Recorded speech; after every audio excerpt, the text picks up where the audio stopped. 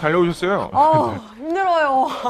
오늘부터 혹시 같이 하기로 한 노현지 리포터 맞으신가요? 네, 제가 노현지 리포터입니다. 현지 씨가 전공이 미술이라고 하시다면서요? 네, 전공 미술입니다. 미술 잘하시겠네요. 조금.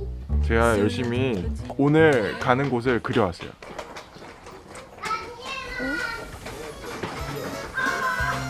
네, 제가 그린 거예요. 이게 뭐죠? 오늘 가는 박물관에 그게 많아요, 되게. 창문인가요? 창문? 뭐 건물? 이렇게 생겼나요? 저희가 오늘 갈 박물관은 네. 그렇게 생긴 물건이 있는 박물관이거든요. 아, 이렇게 생긴 물건? 그럼 혹시 가구인가요? 네, 가구입니다. 믿을지 모르시겠지만 조선시대 가구를 그린 거거든요. 네. 뭐 조선시대 가구 같이 생겼죠. 네, 되게 이제 현대에서는 전혀 볼 수 없는 네, 맞죠. 가구의 모양인데요. 이제 좀 미술 전공해도 되겠네요. 네, 제가 좀 가르쳐 드릴게요. 네, 알겠습니다. 오늘 갈 박물관은 네. 북촌박물관이라고 조선시대 목가구를 전시하고 있는 박물관이에요. 목가구, 조선시대 목가구. 네, 조선시대 목가구를 전시하고 보여주고 있는 박물관을 오늘 갈 예정입니다. 네, 서울특별시 종로구 북촌로 7길 4 북촌박물관으로 지금 저와 함께 출발해 볼까요? 고고!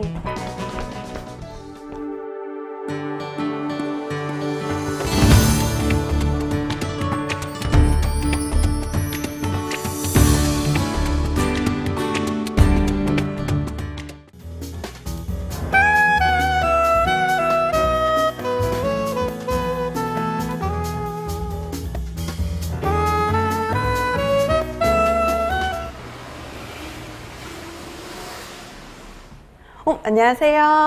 안녕하세요. 네, 이곳 북촌박물관을 왔는데요.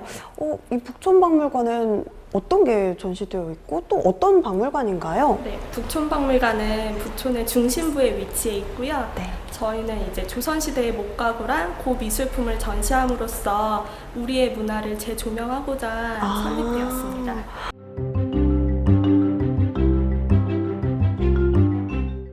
전통 가구 말씀하시는 거죠? 네. 조선시대의 목가구가 전시되어 있다고 이렇게 하셨는데 제가 자세히 모르겠어요. 저한테 설명 좀 해주시겠어요? 네. 네.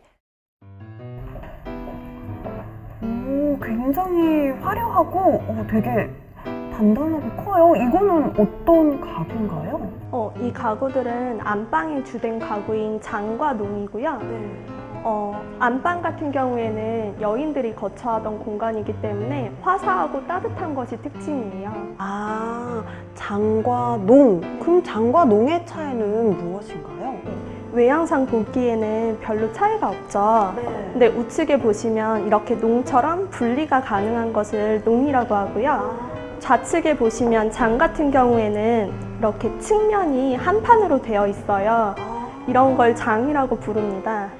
그러면 옆면을 보고 다 이어져 있는 것은 장, 이제 이렇게 따로 떨어뜨려 놓을 수 있는 것은 농이라고 부르는군요.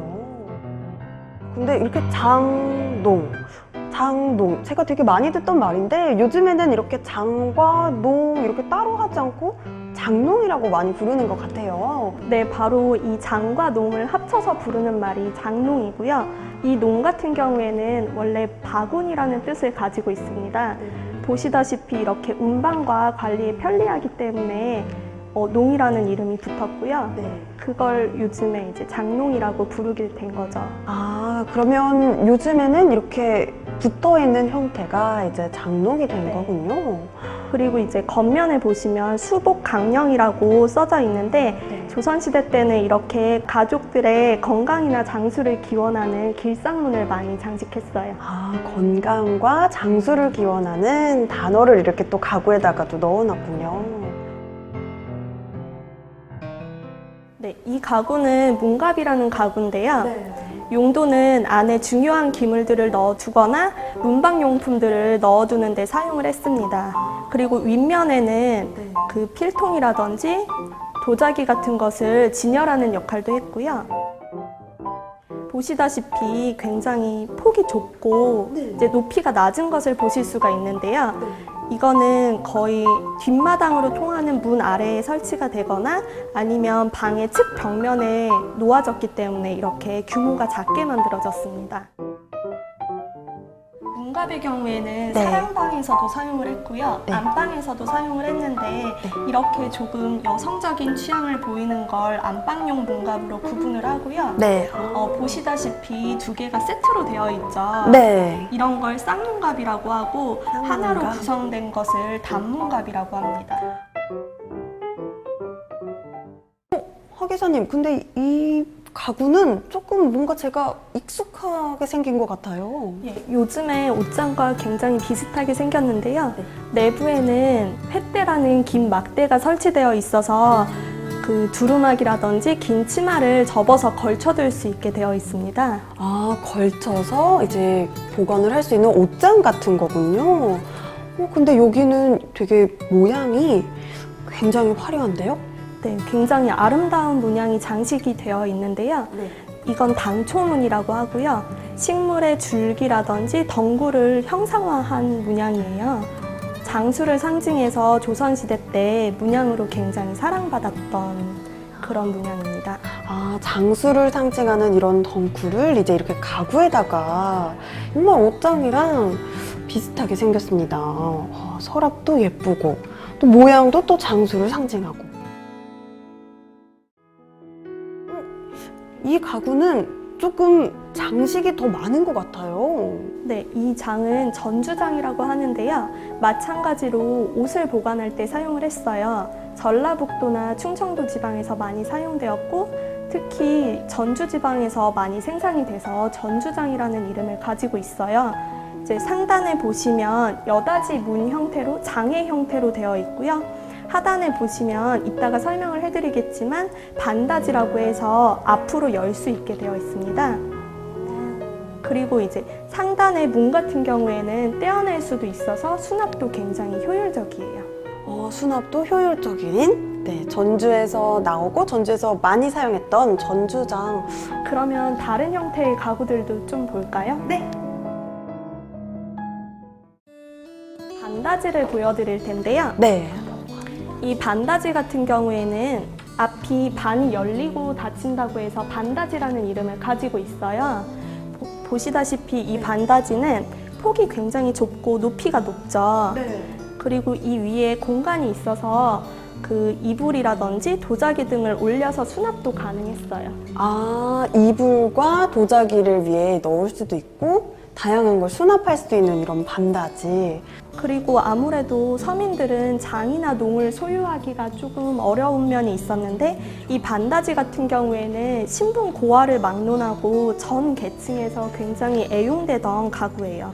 아, 가장 많이 사용되던 가구가 이제 반닫이였군요.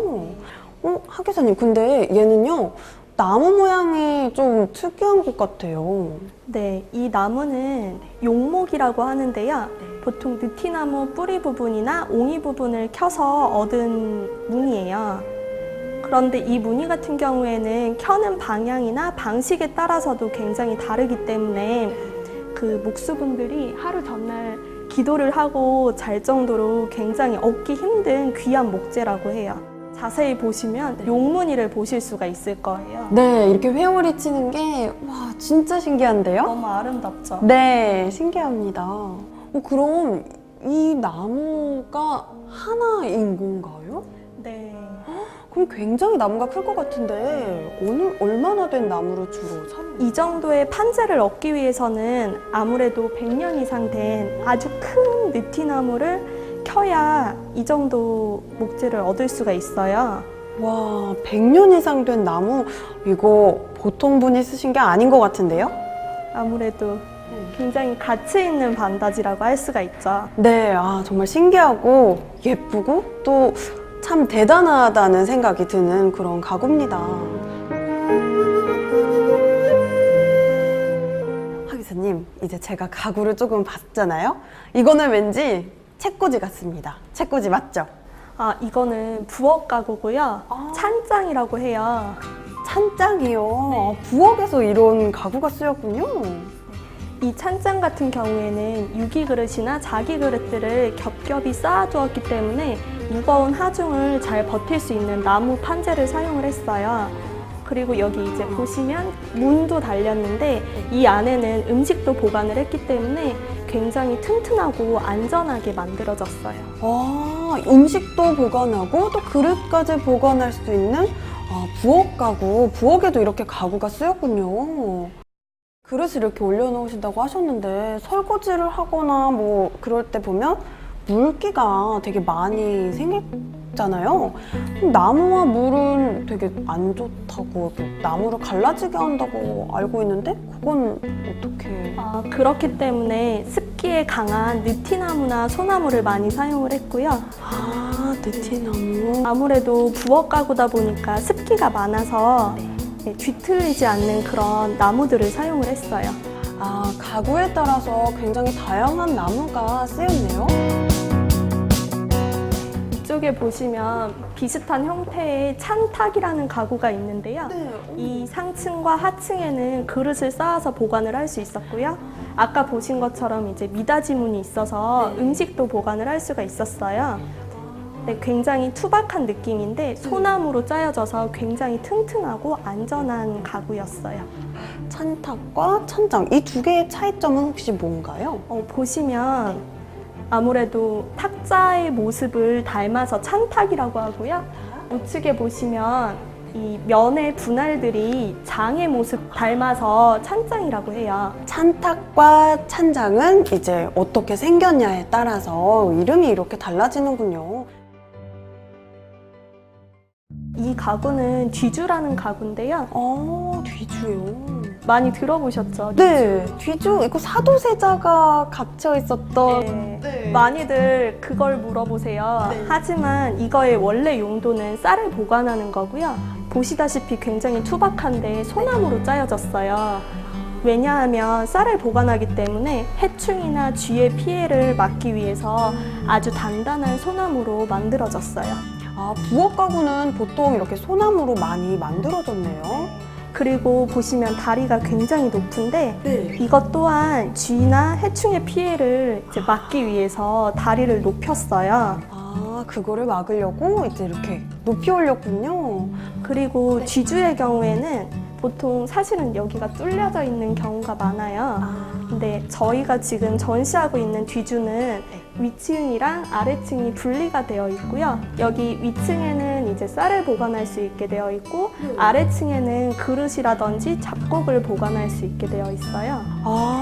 위에는 쌀, 아래는 이런 것도 잡곡이나 다른 것들을 이제 보관할 수 있는? 보통 이렇게 큰 뒤주는 쌀 뒤주라고 하고요. 중형이나 소형으로 아주 작은 뒤주는 그 잡곡용 뒤주예요. 그래서 흔히들 깨뒤주라고 많이 부르시거든요. 깨뒤주. 이름도 참 귀엽네요. 크기에 따라서, 잡곡에 따라서 이렇게 또 용도와 크기가 굉장히 다르군요. 뒤주 참 신기합니다.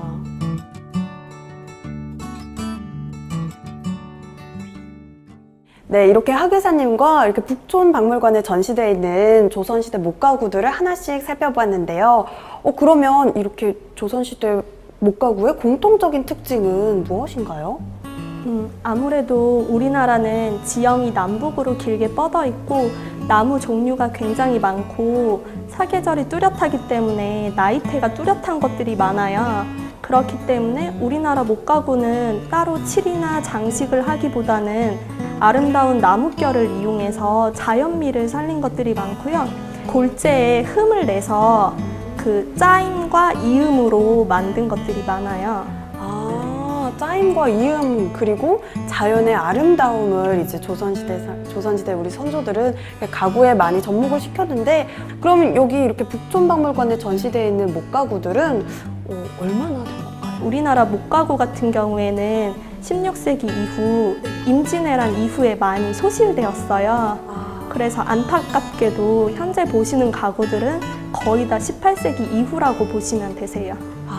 전쟁 때문에 이제 또 목가구의 특징상 불에 잘 탔던 그런 좀 안타까운 면도 있네요. 네, 지금까지 다 목가구랑 또 북촌박물관 다 한번 둘러봤는데요. 네. 네, 이제 한번 둘러봤으니까 저랑 이제 리포터님이랑 퀴즈 한번 해볼까요? 네, 저 자신 있습니다. 하객님 한번 출제 한번 해주시겠어요? 네.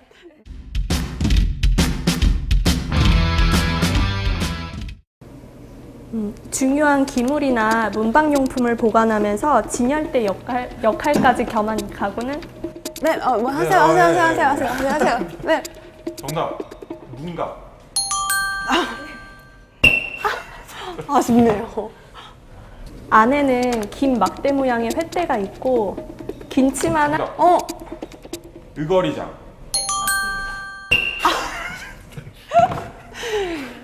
이 속에는 옷이나 책, 제기 등 다양한 물품을 보관했고요. 선판 위에는 이불을 쌓아서 보관하기도 했어요. 문의 앞쪽이 반쪽만 열린다고 해서 이 이름을 가지는데요. 이 가구의 이름은 반다지요. 반다지. 시간차로 때리시네요 지금. 이 가구는 부엌 가구인데요. 이 안에는 곡물을 보관했어요. 대형의 것과 소형의 것이 있는 이 가구는 무엇일까요? 뒤줍니다. 뒤주. 웃겨. 다시. 죄송해요.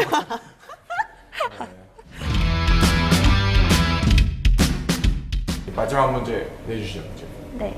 이 가구는 상층은 장의 형태고 하층은 반다지 형식을 하고 있어요. 주로 전라북도와 충청도 지역에서 많이 나타나는 이 장의 이름은 무엇일까요? 상층. 정답! 전주장? 네. 아. 이럴 수가. 이럴 수가. 좀 하셔야겠는데요? 네, 집중을 더 할 걸. 잘 들리죠? 네, 열심히 들어야 돼서인데 집중력이. 오늘 출제해 감사합니다. 감사합니다. 이 공간이 사실은 이 박물관에서 포토존으로 이용될 공간인데요. 마치 내가 정말 조선으로 돌아간 것처럼 네. 이렇게 직접 느껴볼 수 있는 공간이라고 하네요. 네, 이렇게 목가구들을 이렇게 직접 이렇게 느껴볼 수 만지시면은 좀 안 되나요? 아유, 죄송합니다. 저희가 여기서 체험한 것도 있는데 이 목가구들이 실제로 있었던 곳들, 이 가구들이 실제로 있었던 곳? 네, 그 곳에 한번 가보려고 하거든요. 거긴 어디예요? 그게 여기 북촌에 있나요? 네, 춘에 있죠. 그럼 지금 저 가도 되는 건가요? 네! 지금 갈까요? PD님, 저희 어디까지 가요? 이제 다 왔어요. 가세요? 네, 여기 어딘지 아시나요? 여기는 북촌 한옥마을이야. 네, 여기 한옥마을인데요. 실제로 한옥에 있는 목가구가 있다고 해서 오! 이쪽으로 온 거예요. 오! 한옥 속에 못 가고요? 궁금해요. 어디로 가면 되죠? 자, 그럼 앞으로 들어가 볼까요? 앞이요? 네. 여기요? 네네. 네. 와, 진짜 너무 예쁘다.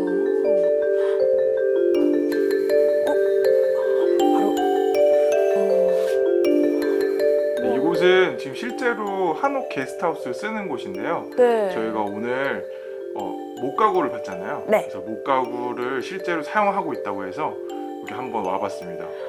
저 여기 진짜 한옥이란 거 자체를 처음 들었는데 너무 예뻐요. 아, 예쁘죠? 네, 너무 예뻐요. 그러면 저희가 아까 북촌에서 봤던 목가구 제가 지금 찾으면 되는 건가요? 네네, 찾아보실래요? 한번 찾아볼까요? 일단 이거는 아닌 것 같아요. 이거는 아닌 것 같고요. 찾았습니다. 문갑이 여기 있었네요. 네, 문갑이. 저희가 봤던 문갑이네요. 네, 문갑 위에 그때도 이렇게 뭐 이런 거 선반처럼 사용을 한다고 이제 그때 설명을 해주셨는데, 정말 네 이렇게 또 박물관에서 보던 것과 다르게 진짜 이렇게 실제 한옥 안에 있는 걸 보니까 정말 너무 신기한데요? 정말 신기한데요? 또 하나 찾아볼까요? 아, 또 여러 네. 가지 있다고 했거든요. 근데 왠지 여기 굉장히 신비로워요.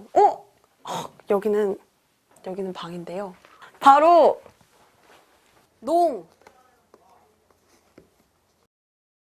옛날에 썼던 이런 네네. 목침들과 함께 고가구가 이렇게 배치되어 있으니까 정말 옛날 조선시대로 온 것 같아요. 너무 신기해요. 한번 열어보겠습니다. 어머.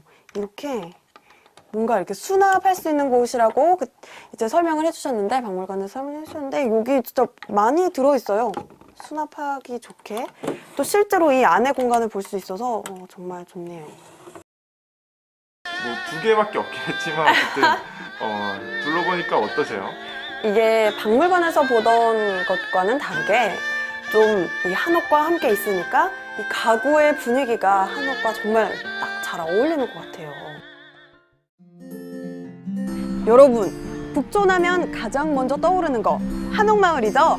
근데 한옥마을만이 북촌에서 유명한 게 아니더라고요. 북촌박물관에는 이렇게 조선시대의 목가구가 전시되어 있는데요. 조선시대 우리 선조들의 삶의 지혜를 느껴볼 수 있는 이 목가구를 관람하시는 것도 북촌의 또 다른 매력일 것 같습니다. 북촌박물관 많이 관람해주세요.